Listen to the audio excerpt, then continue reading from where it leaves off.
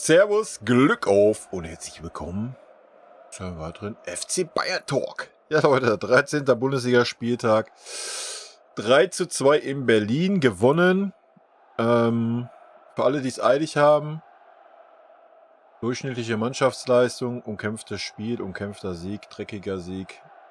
So ein Spiel musst du gewinnen, wenn du Meister werden willst. Ende des Bayern Talks. Mehr brauche ich eigentlich gar nicht sagen. Aber gehen wir es mal ein bisschen im Detail an. Also erstmal die ersten 10 Minuten waren wir absolut gar nicht auf dem Platz. Also das war schon enttäuschend, muss man sagen. Da haben wir gar keine Ideen gehabt, keiner irgendwie. Alles war vogelwild. Das betrifft aber die ganze Mannschaft. Generell war es heute, denke ich, dass man gesehen hat, dass die ganze Mannschaft irgendwo müde war. Der Einzige, der so ein bisschen herausgestochen ist, war Musiala. Aber der hat natürlich auch in letzter Zeit nicht ganz so viel gespielt gehabt. Ansonsten muss man sagen, umso länger das Spiel ging, umso besser wurde Kimmich. Kimmich war am Anfang wirklich schlecht, muss man mal ganz klar so sagen. Die ersten 20 Minuten war da nicht so viel zu sehen. Aber umso länger das Spiel ging, umso besser wurde er. Er war der entscheidende Mann, würde ich sagen, heute auf dem Platz. Hat Ruhe reingebracht, hat die Bälle verteilt, hat auch Bälle erobert in einer kleinen Druckphase, nenne ich es mal, die Hertha vielleicht mal hatte. War er dann auch ein bisschen tiefer auf der 6 und nicht so weit hochgeschoben. Das hat mir auch ganz gut gefallen. Ja, ansonsten erste Halbzeit. Wir haben 1:0 geführt. Warum wir dann nach 39 Minuten oder warum wir dann innerhalb von 2 Minuten 2 Tore gemacht haben, wissen wir wahrscheinlich selber nicht. Das waren keinerlei Chancen, aus denen wir die Tore gemacht haben. Da hat man halt gesehen, dass der Schupo auch ein Mittelstürmer ist. Das zweite Tor konnte er nicht mehr so dafür. Den Ball hat er gar nicht getroffen, hat ihn dann beim Reinrutschen mit seinem anderen Bein, ist er abgeprallt am Schienbein und ist reingegangen. Das Ding davor, ja, da steht halt ein Mittelstürmer und reagiert dann halt am schnellsten und hat das Glück, dass der Ball dann durch die Hosenträger geht beim Torwart. Klappt aber auch nur, wenn der Mittelstürmer die Form hat, die er gerade hatte. Oder die er gerade hat. Ansonsten war er bis zur 37 Minute nicht zu sehen. Das muss man fairerweise auch mal sagen. Choupo-Moting war heute die ersten 35 Minuten kein Faktor in unserem Spiel. Ja. Hat gar keinen Ball gekriegt, war immer zugestellt von mindestens 2 Leuten. Klar hat er dadurch irgendwo 2 Leute gebunden. Zweite Halbzeit war es dann einen Tacken besser, dass er sich mal ein bisschen, oder auch nach den Toren schon, dass er sich auch noch mal ein bisschen weiter hat fallen lassen. Dass er dann auch mal wieder 1 oder 2 Bälle hat klatschen lassen. Aber das war heute zum Beispiel gar nicht zu sehen. Das hat Hertha sehr gut unterbunden. Das muss man auch mal sagen.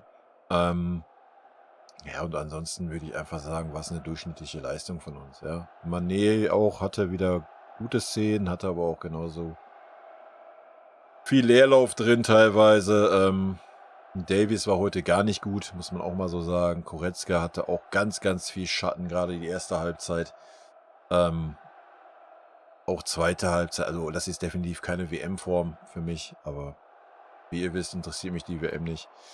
Aber mal, um das ein bisschen einzuordnen. Ja, aber bevor wir darauf eingehen, würde ich sagen, schmeißen wir mal einen Blick auf die Statistiken, die heute mal wieder von der Bayern-Seite sind. Schauen wir mal.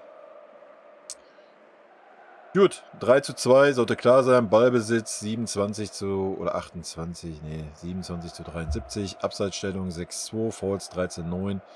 Zweikämpfe 49, 51 Schüsse aufs Tor, 6:4. Ja, da sieht man schon, dass wir weniger Schüsse aufs Tor hatten wie Hertha. Schüsse insgesamt 7:14, Ecken 2:7. Ecken war heute leider gar nichts, mal wieder angekommene Pässe 134:490. Wobei man sagen muss, dass wir über den Ecken heute wirklich nicht stumpf jede Ecke gleich reingespielt haben, sondern schon variiert haben. Das hat mir gut gefallen. Flanken 7:8. Schüsse insgesamt, Choupo 2, Mané 1, Musiala 1. Torschussvorlagen, Mané 1, gewonnene Zweikämpfe, Upa 8, Pavard 7, Davies 7. Ballkontakte 103 Upa, 103 Kimmich, 98 Pavard. Gefoult worden, schenken wir uns einfach. Gut. Vielleicht ein Wort zum Schiri. Schiri hat mir gut gefallen, bis auf die letzte Szene, wenn man den Coman irgendwie gefühlt 3 Sekunden lang am Trikot zieht, ja, da muss man auch mal die gelbe Karte geben. Ansonsten hat mir seine Linie gefallen, hat mir gut gefallen. Dass unser Abseitstor dann nicht gegeben wurde. Völlig zu Recht, dass das wieder irgendwie gefühlt 5 Minuten gedauert hat. War wieder eine Farce. Konnte der Schiri auf dem Platz aber nichts für, hat es gut moderiert. Der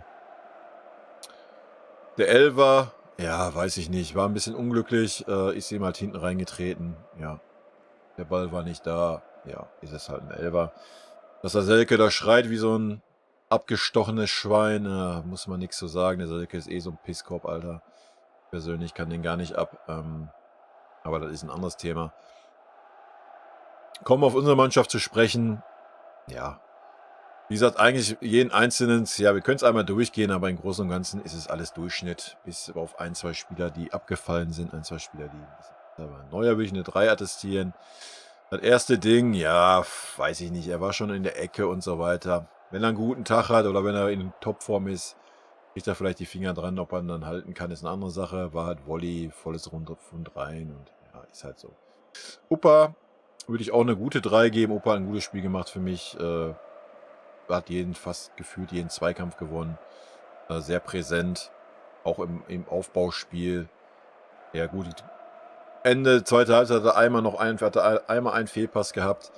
Aber Pavard, bei Pavard ist so gedacht, wir haben es gerade gesehen, Zweikämpfe war okay.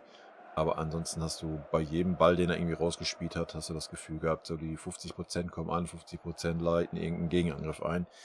Das war nicht so souverän von Pavard. Und daher würde ich ihn bei einer schlechten 3 sehen. Fonsi würde ich heute bei einer 4 sehen. Ne? Dann weiß ich nicht, Fonsi war gar nichts. Ganz ehrlich, nach hinten hin keine stabilen Zweikämpfe gehabt. Sich da jedes Mal abkochen lassen. Ist auch nicht im Vollsprint mit nach hinten, so wie sonst. Nach vorne hin ganz, ganz viele Stoppfehler, schlechte Pässe auf Mané gespielt. Generell viele, viele Ballverluste. Also das war heute nicht von sich Tag. Das muss man einfach mal so hin. Matsrui hat mir gut gefallen, will ich eine gute 3 geben. War für mich so der auffälligste da hinten in der Viererkette. Positiv neben Upa halt. Hat ein gutes Spiel gemacht, hat einen Ballverlust gehabt, der hätte ein bisschen schmerzlich werden können, aber ansonsten super Ball, sicher immer wieder nach vorne mit eingeschaltet, immer wieder vorne unterstützt. Hat mir sehr, sehr gut gefallen. Sadio Mané, habe ich schon gesagt, viel Licht und viel Schatten würde ich daher bei einer 3 sehen. Auch da, denke ich mal, sieht man so ein bisschen, dass ein bisschen überspielt ist. Hat immer so auch das Problem mit der Annahme gehabt, dass er immer irgendwie 3 Meter weggesprungen ist. Positiv muss man sagen, ich glaube, er stand heute nicht einmal im Abseits. Das ist ein bisschen besser geworden. Hat 1, 2 sehr starke Aktionen gehabt, hat er das Tor vorbereitet. Ansonsten hat er auch nochmal 1, 2 gute Aktionen gehabt, hat aber auch viele schlechte Aktionen gehabt, wo der Ball zu weit weggesprungen ist, wo man einen kläglichen Zweikampf führt. Hat man einfach ein bisschen die Müdigkeit gesehen. Dasselbe will ich bei Goretzka sagen. Goretzka war teilweise unterirdisch, den hast du gar nicht gemerkt, dass er auf dem Platz ist und das auf so einer wichtigen Position. Ich fand es wieder ein bisschen schade. Was heißt, ich fand es ein bisschen schade? Ich fand es einfach schade, dass er nicht schon eher ausgewechselt wurde. Das war eine erste Halbzeit, die war wirklich schwach. Und da muss man reagieren. Ja. Wir sind hier nicht der Aufbauhilfe Nationalmannschaft. Die haben Sabitzer draußen. Wir haben gesehen, wo der Sabi reinkam, wie er gleich geackert hat, wie er Gas gegeben hat. Hätte man eher machen müssen, den Wechsel meines Erachtens nach. Obwohl Leon einen guten Pass hatte, ja, zu der Chance hin. Er hat dann auch 2, 3 gute Bälle vorne den zweiten Ball abgefangen. Ja, aber nach hinten hin war das zum Beispiel heute gar nichts. Ja, also weiß ich nicht. Hat mir nicht gefallen, Leon, heute. Hat mir nicht gefallen. Aber auch da vielleicht einfach zu viele Spiele dafür, dass er so lange verletzt war. Aber wie gesagt, da würde ich mir als Trainer oder als Fan vom Trainer wünschen, dass da mal ein Wechsel eher kommt. Gnabry fügt sich gnadenlos ein in die durchschnittliche Leistung unserer Mannschaft heute, wie ich bei einer 3 sehen. Ist jetzt nicht super positiv aufgefallen, ist jetzt nicht super negativ aufgefallen. Naja, eine 3. Kimmich will ich eine 2 geben. Habe ich schon gesagt, schwere erste 10 Minuten. Nochmal leicht etwas schwierigere weitere 10 Minuten und danach wurde er von Minute zu Minute besser. Und ich denke, wir können uns heute beim Kimmich bedanken, dass wir das Spiel gewonnen haben. Ja, er hat die Bälle super verteilt, war dann auch defensiv stärker. War, wenn es nötig war, dass sich auch echt tiefer fallen lassen, dass er nicht so weit mit aufgerückt ist. Wo er gemerkt hat, dass ein Leon irgendwie gar nicht mehr mit nach hinten kommt und vorne irgendwie auch die Bälle nicht gewonnen werden. Hat er schlau gemacht, hat er gut gemacht, hat mir sehr gut gefallen. Ja, von daher eine 2. Musala würde ich bei einer guten 3 sehen, hat das Tor gemacht, ja, hat sonst noch mal 1, 2 gute Aktionen gehabt. Auch nach hinten hat er ein bisschen mitgearbeitet, war schon auffällig, aber jetzt auch nicht so mega stark, wie es schon mal war, aber auch jetzt auch nicht irgendwie schlecht oder sowas, ne? Man muss da nicht schlecht reden. Würde ich bei einer ordentlichen 3 sehen. Schupo würde ich auch nur bei einer 3 sehen, obwohl er 2 Tore gemacht hat. Ein Tor, wo er noch niemals was für konnte, obwohl man muss auch erstmal da reingrätschen und den Ball treffen wollen, auch wenn man ihn dann nicht trifft. Das erste Tor, ja, das ist da, wo ein Mittelstürmer steht. Der Mittelstürmer wird an Tore gemessen, von daher eine 3. Ansonsten habe ich schon gesagt, war Schupo heute kein Bestandteil in unserem Spiel über weite Strecken des Spiels. Nichtsdestotrotz hatte er dann 2 Innenverteidiger beschäftigt. Aber dass er heute irgendwie die Lücken gerissen hat in der Defensive bei Hertha für die anderen Spieler, die drumherum spielen, war halt auch nicht der Fall. Das muss man fairerweise auch sagen. Ne? Also heute, glaube ich, ja, war es jetzt nicht so entscheidend, ob wir mit dem Neuner spielen oder nicht. Aber er stand halt da und hat die beiden Tore gemacht. Von daher alles gut. Gut, kommen wir zu den Einwechselspielern. Kinzi Coman bin ich super enttäuscht, leider. Das war gar nichts. Ja, das war wirklich gar nichts. Ja, gut, hat es dann zum Schluss hin, so die letzten 4 Minuten mit der Nachspielzeit, hat das 1, 2 Mal schlau gemacht. Das Foul gezogen und auch mal den Ball gehalten. Aber ansonsten war das im Großen und Ganzen wenig bis gar nichts. Also sehr enttäuschend. Klar, er hat es schwer. Nicht falsch verstehen. Ich habe es ja im letzten Video auch schon gesagt, ich mag den King, aber da war er auch schon schwach und heute war er auch schwach. Er war bemüht, das kann man ihm nicht absprechen, aber er hat einfach keine Form. Ja, das muss man mal so klar sagen.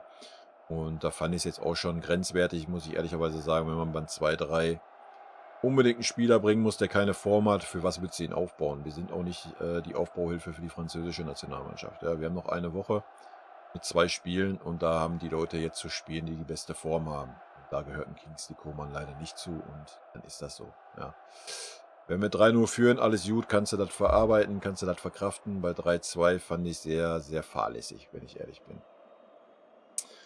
Lucas Hernandez, ja, kam rein halt, weil Fonsi verletzt war. Ganz ehrlich, war jetzt auch wenn es jetzt hart klingt, war kein Verlust für uns. Fonsi war heute schwach, ja, gerade in der Defensive.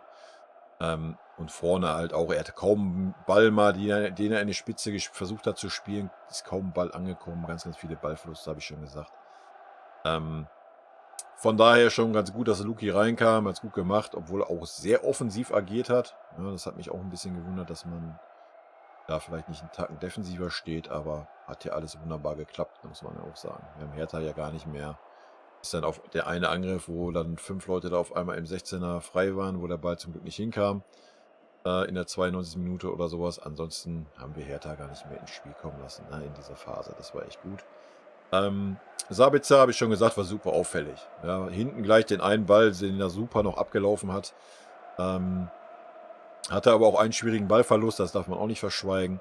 Aber ansonsten war er auch der auch nach vorne hin noch was versucht hat. Ja. War super auffällig, viel, viel auffälliger wie ein Goretzka über die Zeit, wie er auf dem Platz war. Abgesehen von seinem einen Pass, den er hatte. Und das nach vorne und nach hinten. Ja. Klar, muss man auch fairerweise sagen, dass zu der Zeit Hertha ein bisschen aufgemacht hat, wir auch Platz hatten und Sabitzer da auch ein bisschen Raum hatte.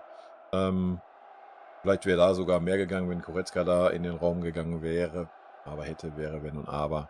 Sabitzer aber auffällig, hat es gut gemacht. Sané, ja, Sané war auch so wieder so eine Durchschnittsleistung, so eine 3, wie alle anderen auch waren heute. Wenn wir jetzt eine Note geben müssten, aber bei 15 Minuten plus Nachspielzeit. Werden wir auch nicht mehr benoten, war jetzt nicht super positiv auffällig, nicht negativ auffällig, hat es ordentlich gemacht. Und wie gesagt, die ganze Mannschaft, wenn du eine Note heute geben müsstest, eine 3, wenn wir die letzten Wochen mit einfließen lassen würden in dieses Spiel, müsste man eine 1 geben. Ja? Muss man mal ganz klar so sagen. Wir haben so viele Spiele in den Knochen. Hertha hat immer eine Woche Pause, man hat es auch heute gesehen, auch gerade in der Anfangsphase. Und dafür, wir haben heute das Glück gehabt, muss man fairerweise auch sagen. Wir haben halt eigentlich nur die Chance von Musala gehabt, plus noch eine. Sonst haben wir nicht wirklich eine große Torchance rausgespielt, haben trotzdem 3 Tore gemacht. Das muss man auch mal ganz klar sagen, dass wir das Glück heute auch auf unserer Seite hatten. Aber dass wir trotzdem dann noch so gegengehalten haben, den Stiefel dann auch gerade in der zweiten Halbzeit so runtergespielt haben, nicht irgendwie nervös wurden oder fickrig wurden. Das kann man gar nicht hoch genug anrechnen. Ne? Wir können, klar, ihr wisst, ich sage immer meine Meinung zu den Spielern. Ich kritisiere die Spieler auch ihre Leistungen, so wie heute auch beim Pavard oder beim Davis, die mir nicht wirklich stabil gefallen haben. Aber auch immer, am Ende des Tages kann man das gar nicht hoch genug anrechnen. Ne? Wenn wir uns mal angucken, was wir jetzt für eine Serie da stehen haben. Jetzt haben wir nochmal eine harte Woche mit 2 Spielen. Sollte man die beide auch noch gewinnen. Und wenn wir sie beide nur 4-3 gewinnen oder nur 1-0, ist mir am Ende des Tages scheißegal. Ich denke, ist uns allen am Ende des Tages scheißegal. Hauptsache, wir fahren die 3 Punkte ein. Und überwintern dann auf Platz 2 oder mit ein bisschen Glück auf Platz 1. Wobei ich davon ausgehe, dass Union morgen gewinnen wird. Union spielt in Leverkusen. Ja, der Großteil von euch denkt jetzt, was labert der? Union gewinnt in Leverkusen. Ja, mein Tipp ist, dass Union in Leverkusen gewinnt. Wenn ich mich irre, schön, sind wir Erster, alles gut, aber das ist mein Tipp auf jeden Fall. Wir werden sehen, spielt auch keine Rolle. Wir spielen eine gute Runde bisher, abgesehen von dieser einen Schwächephase von 4 Wochen, ne, die wir hatten. Ansonsten spielen wir eine herausragende Phase. Heute war es mal wieder so ein bisschen schwächer. Heute war es wieder so ein Spiel wie in Augsburg zum Beispiel, was du auch mit ein bisschen Unglück verlieren könntest. Heute hatten wir das Glück auf unserer Seite, haben das Spiel gewonnen, ja, was jetzt nicht unbedingt mega verdient war, jetzt aber auch nicht unverdient, wenn man sich die Statistiken anguckt, so von wegen Ballbesitz und so weiter. Aber es hätte auch andersrum ausgehen können und von daher kann man das der Mannschaft gar nicht hoch genug anrechnen. Ich denke, dass jeder wollte, dass jeder alles gegeben hat. Da kann man nicht einen Spieler einen Vorwurf machen, wie es sonst schon mal war, ja. Also es wollte jeder, es hat sich jeder reingehauen. Ja, auch ein Leon hat sich reingehauen und konnte dann halt teilweise, vielleicht was, ist es einfach die Fitness oder was? Ich weiß es nicht, ist auch egal. Am Ende des Tages gewonnen, da fragt am Ende der Saison keine Sau mehr nach, warum wir nur 2, 3 bei Hertha gewonnen haben. Ja. Und wie wir sehen, ist aktuell auch wichtig, diesen Lauf zu haben. Ne? Die Dortmunder gewinnen ihre Spiele auch. Die bleiben auch an uns dran mit 3 Punkten. Union ist super stabil. Ich weiß gar nicht, wie die anderen Ergebnisse waren heute. Wir können mal eben gucken. Frankfurt hat in Augsburg gewonnen, ja, habe ich auch mitgerechnet. Leipzig hat in Hoffenheim gewonnen, habe ich auch mitgerechnet. Obwohl Leipzig jetzt, glaube ich, für uns jetzt noch nicht so ein Faktor ist von einem Punkt her. 6 Punkte Rückstand, okay. Aber wie man sieht, die Mannschaften sind auch konstant und von daher war es heute wichtig, dass wir gewinnen, egal wie. Und wer Hertha gesehen hat, vielleicht in dieser Saison schon mal, weiß auch, dass Hertha jetzt nicht so schlecht spielt, wie der Tabellenplatz aussagt. Ja? Die haben immer so ein bisschen Pech, dass sie sich nicht belohnen. Sind natürlich hinten manchmal sehr fahrlässig, was man heute gegen uns auch gesehen hat. Aber es soll hier nicht um Hertha gehen, es geht hier um FC Bayern. Und wir haben verdient gewonnen, wir haben ein umkämpftes Spiel gewonnen, wir haben ein dreckiges Spiel gewonnen, wenn man das so sagen kann. Wir haben uns selber nochmal reingebracht in die Bredouille, muss man fairerweise auch sagen. Das war natürlich unnötig, die beiden Gegentore, man da Hertha so zurückbringt. Aber dafür haben wir es dann in der zweiten Halbzeit, haben wir nicht diese Phase gehabt, wie wir sie schon mal hatten. Kannst du auch nicht bei 3-2. Wir waren halt weiter hochkonzentriert. Man hat gesehen, jeder hat alles gegeben, was er konnte. Und ja, 3-2 gewonnen, Mund abputzen, fertig. Nächsten 2 Spiele. Ich guck mal eben. Spielen wir Dienstag oder Mittwoch? Wir spielen Dienstag. Zu Hause gegen Bremen. Ja. Müssen wir nicht drüber reden. Müssen wir gewinnen. Und das letzte Spiel auch Schalke müssen wir auch gewinnen. Auch wenn Schalke da gerade Trainerwechsel hatte. Die haben jetzt auch wieder 3-0 gegen Dortmund auf den Kopf bekommen.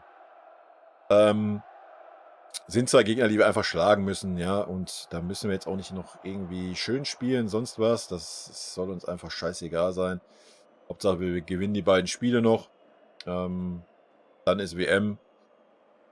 I don't know, da werdet ihr von meiner Seite nichts hören zu irgendwelchen Bayern-Spielern, auch nach der WM nicht, weil ich das einfach nicht beurteilen werden kann, wie die Jungs da gespielt haben. Da sind andere gefragt. Wenn dann die Bundesliga wieder losgeht, bin ich auch wieder am Start. In diesem Sinne, rot-weiße Grüße gehen raus, bleibt gesund. Wir hören uns ja wahrscheinlich Mittwochmorgen wieder, ne? Nach dem Spiel Dienstag. In diesem Sinne, tschüssi.